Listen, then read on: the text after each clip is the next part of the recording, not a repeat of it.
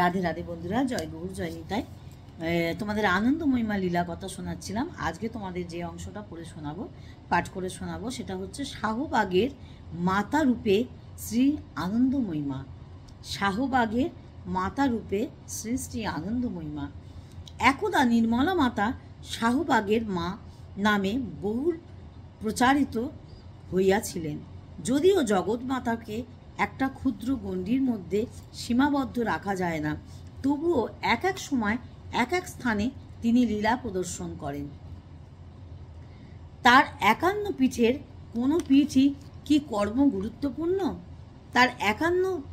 তার একান্ন পীঠের কোনো পীঠই কি কম গুরুত্বপূর্ণ? তেমনি নির্মলা মাতার শাহবাগের লীলা সমগ্র লীলার একটি অংশ মাত্র ছিল। তিনি যখন যেখানে যেতেন সেটি সঙ্গে সঙ্গে লীলাক্ষেত্রে পরিণত হতো। তবুও শাহবাগ তাঁর তপস্যা ভূমির উচ্চ স্থল হওয়ার এটির বিশিষ্ট একটু অন্যরকম ছিল। তার লীলা বৈচিত্র্য এই স্থানে পল্লবিত হইয়া উঠেছিল। সে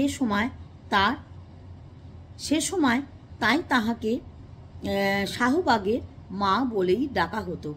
এখানে সেই পরিচয়টি আমরা দিতে চাই। 1924 খ্রিস্টাব্দে ভোলানাথ ঢাকার নবাবী বাগানের তত্ত্বাবধায়ক নিযুক্ত হলে তার সঙ্গে নির্মলা মাতাও সেখানে আসেন। ওই প্রকাণ্ড শাহবাগ বাগানের একাংশ তাঁদের থাকবার ব্যবস্থা হইয়াছিল। এখানে এসে নির্মলা মাতার প্রকাশ পূর্বে বিশেষ কয়েকটি দিক উন্মোচিত হয়। তাকে ঘিরে এখানে বহু মানুষের সমাবেশ হইত। 1924 খ্রিস্টাব্দে ভোলানাথ ঢাকার নবাবী বাগানের তত্ত্বাবধায়ক নিযুক্ত হলে তার সঙ্গে নির্মলা মাতা সেখানে আসেন।